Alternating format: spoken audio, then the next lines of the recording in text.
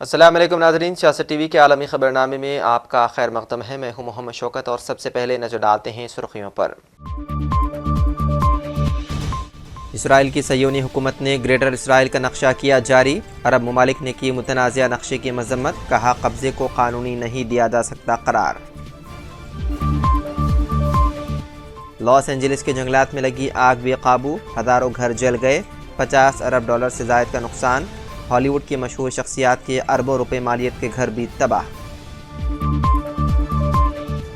افریقی ملک چاڈ کے صدارتی محل پر مسلح افراد کا حملہ، جوابی کارروائی میں 18 حملہ آور ہلاک، صورتحال قابو میں، حکام کا بیان۔ غزہ پر اسرائیلی حملے جاری، مزید 60 سے زائد فلسطینی شہید۔ غزہ پر اسرائیلی حملے تھمنے کا نہیں لیتے نام۔ ایران نے اسرائیل اور امریکہ کی دھمکی کو کیا درکنار، جوہری تنصیبات کے پاس فضائی قوت دفاع کی مشق شروع۔ اور سال 2025 کی پہلی شش ماہی کے لیے دنیا کے سب سے طاقتور پاسپورٹ کی فہرست جاری، سنگاپور کا پاسپورٹ دنیا کا سب سے طاقتور پاسپورٹ قرار۔ تو ناظرین، یہ تھی سرخیاں، بڑھتے ہیں خبروں کی تفصیل کی جانب۔ اسرائیل کی صہیونی حکومت نے گریٹر اسرائیل کا نقشہ جاری کر دیا ہے۔ صہیونی حکومت کی جانب سے جاری کیے نقشے میں مقبوضہ فلسطینی علاقوں کے علاوہ اردن، شام، لبنان اور دیگر عرب ممالک کو صہیونی ریاست کا حصہ دکھایا گیا ہے۔ فلسطین، سعودی عرب، قطر، اردن، متحدہ عرب امارات نے اسرائیل کے نام نہاد تاریخی صہیونی ریاست کے متنازعہ نقشے کی مذمت کی ہے۔ سعودی وزارت خارجہ کا کہنا ہے کہ ایسے بے بنیاد اور انتہا پسند اقدامات اسرائیلی حکام کے غاصبانہ ارادوں کو ظاہر کرتے ہیں۔ ایسے اقدامات قبضے کو مستحکم کرنے، ریاستوں کی خود مختاری پر حملے اور عالمی قوانین کی خلاف ورزی کے ارادوں کا ظاہر کرتی ہے۔ عالمی برادری خطے کے ممالک اور عوام پر جاری اسرائیلی خلاف ورزیوں کو روکنے کے لیے کردار ادا کرے۔ قطری وزارت خارجہ کا کہنا ہے کہ یہ اقدام دوسرے ممالک کی خود مختاری کی سنگین خلاف ورزی ہے۔ امریکہ کے وزیر دفاع لائیڈ آسٹن نے کہا ہے کہ بشار الاسد حکومت کے خاتمے کے بعد بھی امریکی افواج کو شام میں تعینات رکھنے کی ضرورت ہے تاکہ داعش کو دوبارہ بڑے خطرے کے طور پر ابھرنے سے روکا جا سکے۔ پیش ہے خاص رپورٹ۔ امریکہ کے وزیر دفاع لائیڈ آسٹن نے کہا ہے کہ بشار الاسد حکومت کے خاتمے کے بعد بھی امریکی افواج کو شام میں تعینات رکھنے کی ضرورت ہے تاکہ داعش کو دوبارہ بڑے خطرے کے طور پر ابھرنے سے روکا جا سکے۔ امریکی وزیر دفاع کا کہنا تھا کہ وہاں امریکی افواج کی اب بھی ضرورت ہے، خاص طور پر ان حراستی کیمپوں کی حفاظت کو یقینی بنانے کے لیے جہاں دسیوں ہزاروں داعش کے سابق جنگجو اور ان کے خاندانی افراد موجود ہیں۔ ایک اندازے کے مطابق ان کیمپوں میں داعش کے 8 تا 10,000 جنگجوؤں کو رکھا گیا ہے، جن میں سے 2,000 کو انتہائی خطرناک سمجھا جاتا ہے۔ لائیڈ آسٹن نے کہا، اگر شام کو غیر محفوظ رکھا گیا تو میرا خیال ہے کہ داعش کے جنگ دوبارہ مرکزی دھارے میں آ جائیں گے۔ امریکی وزیر دفاع نے یہ گفتگو جرمنی کی رامسٹین ایئر بیس پر پہنچنے کے بعد کی، جہاں وہ یوکرین کی فوجی امداد کے حوالے سے 50 شراکت دار ملکوں سے بات چیت کریں گے۔ آسٹن نے کہا، ہمیں داعش کے گلے پر دباؤ برقرار رکھنے کے لیے میرے خیال میں ابھی مزید کچھ کام کرنے کی ضرورت ہے۔ نو منتخب صدر ٹرمپ نے اپنی پہلی مدت صدارت کے دوران سن 2018 میں شام سے امریکی افواج واپس بلانے کی کوشش کی تھی، جس کے باعث اس وقت کے وزیر دفاع نے اپنے عہدے سے استعفیٰ دے دیا تھا۔ شام میں گزشتہ ماہ جب حیات التحریر الشام گروپ نے بشار الاسد حکومت کے خلاف پیش قدمی کی تو ٹرمپ نے سوشل میڈیا پر پوسٹ کیا تھا کہ امریکی فوج کو اس تنازع سے دور رہنے کی ضرورت ہے۔ شام میں داعش کا مقابلہ کرنے کے لیے امریکہ کے تقریباً 2,000 فوجی ابھی موجود ہے اور یہ اس تعداد سے کہیں زیادہ ہے جو کام کے مطابق سن 2015 میں پہلی بار بھیجی گئی تھی اور صرف 900 اہلکاروں پر مشتمل تھی۔ شام میں داعش کے جنگجوؤں کی جانب سے شہروں کی جانب پیش قدمی کے بعد امریکی افواج وہاں اتری تھی۔ جب گزشتہ ماہ 8 دسمبر کو بشار الاسد حکومت کے خلاف اپوزیشن کی مسلح تنظیم نے برق رفتار پیش قدمی کی تو شام میں امریکی فوجیوں کی مسلسل موجودگی پر سوال اٹھایا گیا تھا۔ شام میں کردوں کی اس مسلح تنظیم کو ترکی کردستان ورکرز پارٹی یا PKK سے منسلک سمجھا جاتا ہے اور اسے بھی ایک دہشت گرد تنظیم قرار دیا جاتا ہے۔ امریکی وزیر دفاع نے کرد تنظیم کے حوالے سے کہا کہ سیرین ڈیموکریٹک فورسز کے ساتھ اچھی پارٹنرشپ رہی ہے۔ آسٹن نے کہا، لیکن فی الوقت میرا خیال ہے کہ وہاں ہمیں اپنے مفادات کا تحفظ کرنا ہے۔ بیورو رپورٹ، سیاست TV۔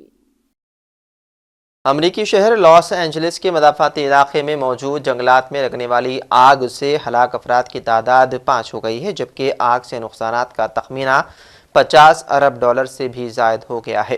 امریکی ریاست کیلیفورنیا کے شہر لاس اینجلس کے مضافاتی علاقے پیسیفک پلیزڈرز میں لگنے والی آگ مسلسل پھیلتی جا رہی ہے۔ 10 ایکڑ پر لگنے والی آگ تیز ہواؤں کے باعث اب کئی ہزار ایکڑ تک پھیل چکی ہے۔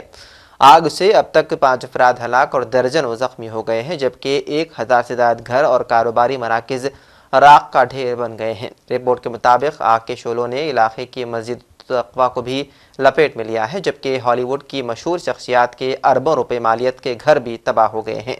آگ اس قدر ہے کہ اسے بجھانے کے لیے اہلکار اور پانی کو کم پڑ گیا ہے، جبکہ لاکھوں افراد متاثرہ علاقہ خالی کرنے پر مجبور ہو گئے ہیں۔ شمالی افریقہ کے ملک چاڈ کے صدارتی محل پر مسلح افراد کے حملے میں 18 حملہ آور سمیت 19 افراد ہلاک ہو گئے ہیں۔ دارالحکومت انجامینا میں چہارشنبے کے روز صدارتی محل پر مسلح افراد نے حملہ کیا۔ چاڈ کے سیکیورٹی ذرائع نے یہ بھی بتایا ہے کہ چہارشنبے کی شام مقامی وقت کے مطابق تقریباً 7:45 بجے صدارتی عمارت کے اندر مسلح کمانڈوز نے فائرنگ کی، تاہم صدارتی محل کے سیکیورٹی اہلکاروں نے انہیں قابو میں کر لیا۔ چاڈ کی حکومت نے تصدیق کی ہے کہ حملے کے نتیجے میں جوابی کارروائی میں 18 حملہ آور اور ایک سیکیورٹی اہلکار ہلاک، جبکہ کئی دیگر زخمی ہو گئے۔ چاڈ حکام کا کہنا ہے کہ مسلح افراد نے صدارتی کمپلیکس میں گھسنے کی کوشش کی۔ صورتحال قابو میں ہے، عدم استحکام کی کوشش ناکام بنا دی گئی ہے۔ غزہ پر اسرائیلی حملے رکنے کا نام نہیں لے رہے ہیں۔ تازہ حملوں میں مزید 60 سے زائد فلسطینی شہید ہو گئے ہیں۔ اسرائیلی طیاروں نے شجاعیہ میں مواصلاتی کمپنیوں پر فضائی حملے کیے، جس میں ٹاور پر کام کرتے 4 ملازمین شدید زخمی ہو گئے۔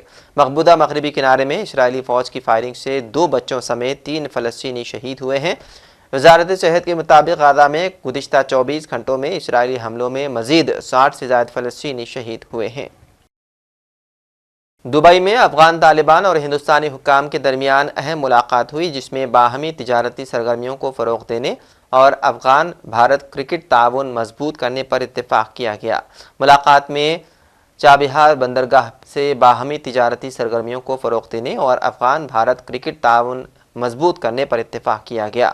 پریس ریلیز کے مطابق ملاقات میں مولوی امیر خان متقی نے انسانی امداد کے لیے ہندوستان کا شکریہ ادا کیا اور کہا کہ امارات اسلامیہ معیشت پر مبنی پالیسی کے ذریعے دوسرے ممالک کے ساتھ بہتر تعلقات رکھنا چاہتی ہے۔ لبنان کی پارلیمان کئی ماہ کے سیاسی بحران کے بعد ایک مرتبہ پھر صدر کا انتخاب کرنے جا رہی ہے۔ اس سے قبل صدر کو منتخب کرنے کی غرض سے 2 سال میں 12 مرتبہ کوششیں کی جا چکی ہے، جو ناکام رہی۔ پیش ہے خاص رپورٹ۔ لبنان کی پارلیمنٹ کئی ماہ کے سیاسی بحران کے بعد ایک مرتبہ پھر صدر کا انتخاب کرنے جا رہی ہے۔ اس سے پہلے صدر کو منتخب کرنے کی غرض سے 12 مرتبہ کوششیں کی جا چکی ہیں، جو ناکام ثابت ہو گئی۔ 2 سال قبل صدر مشل عون کے عہدے کی مدت اکتوبر 2022 میں ختم ہونے کے بعد سے صدر کا عہدہ خالی پڑا ہے۔ صدارتی عہدے کے لیے لبنانی فوج کے کمانڈر جوزف ایون کو ترجیح دی جا رہی ہے۔ جوزف کو امریکہ اور سعودی عرب کے پسندیدہ امیدوار کے طور پر دیکھا جاتا ہے۔ حزب اللہ اور اسرائیل کے درمیان 14 ماہ جاری رہنے والی لڑائی کے بعد لبنان کی تعمیر نو میں امریکہ اور سعودی عرب کی معاونت اہم ثابت ہوگی۔ حزب اللہ نے ایک چھوٹی مسیحی جماعت کے رہنما سلیمان فرنجی کی حمایت کا اعلان کیا تھا، جس کے سابق شامی صدر بشار الاسد کے ساتھ قریبی تعلقات تھے۔ تاہم بدھ کو سلیمان فرنجی نے صدارتی دور سے باہر ہونے کا اعلان کر دیا، جس کے بعد آرمی چیف جوزف ایون کے لیے اب پھر راہوار ہو گئی ہے۔ لبنان کے آئین کے مطابق بطور آرمی چیف جوزف صدارتی عہدے کے اہل نہیں ہیں۔ اگرچہ کی پابندی ماضی میں بھی ہٹا دی گئی تھی، لیکن اس کے باوجود جوزف ایون کو رکاوٹوں کا سامنا کرنا پڑ سکتا ہے۔ عام حالات میں ووٹنگ کے پہلے دور میں صدارتی امیدوار کو جیتنے کے لیے 128 ارکان پر مشتمل پارلیمنٹ سے 2/3 ووٹ درکار ہوتے ہیں، جبکہ دوسرے دور میں سادہ اکثریت سے جیت کا تعین کیا جاتا ہے۔ تاہم انتخابات سے جڑے آئینی معاملات کے باعث جوزف کو دوسرے دور میں بھی 2/3 ووٹ درکار ہوں گے۔ صدارتی انتخابات کے دور میں سابق وزیر خزانہ جہاد ازور، لبنان کی سیکیورٹی ایجنسی کے قائم مقام سربراہ الیاس البصیری بھی شامل ہیں۔ لبنان کے اگلے صدر کو اسرائیل اور حزب اللہ کے درمیان طے پائے گئے جنگ بندی معاہدے پر عمل درآمد کرانے، تعمیر نو کے لیے فنڈز کے حصول کے علاوہ بے تحاشا مسائل کا سامنا ہوگا۔ بیورو رپورٹ، سیاست ٹی وی۔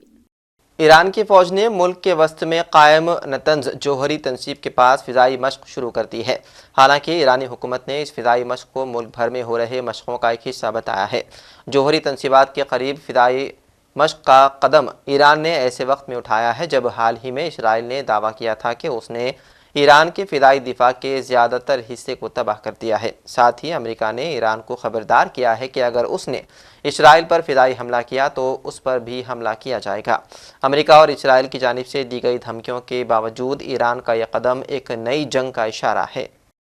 لاطینی امریکی ملک میکسیکو کے ایک میوزیم میں ایک شخص نے اسرائیلی وزیر اعظم نتنیاہو کا مومی مجسمہ ہتھوڑی مار کر توڑ دیا۔ واقعے کی ویڈیو سوشل میڈیا پر وائرل ہو گئی۔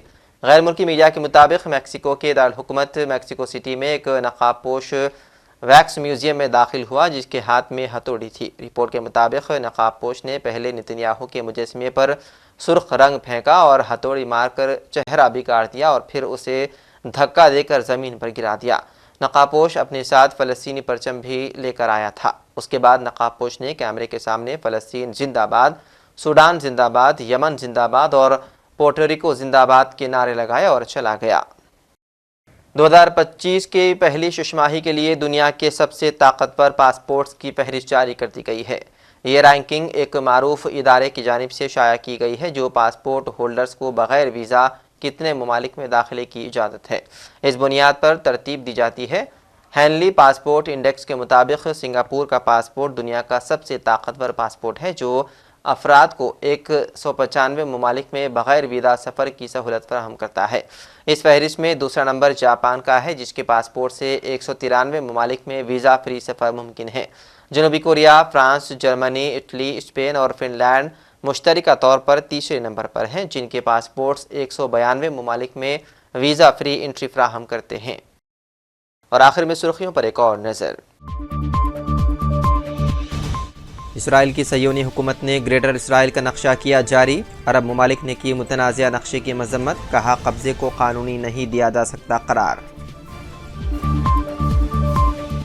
لاس اینجلس کے جنگلات میں لگی آگ بے قابو، ہزاروں گھر جل گئے، 50 ارب ڈالر سے زائد کا نقصان، ہالی ووڈ کی مشہور شخصیات کے اربوں روپے مالیت کے گھر بھی تباہ۔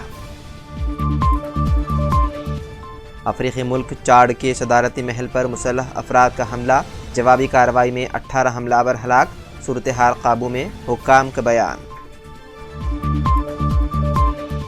غازہ پر اسرائیلی حملے جاری، مزید 60 سے زائد فلسطینی شہید، غازہ پر اسرائیلی حملے تھمنے کا نہیں لیتے نام۔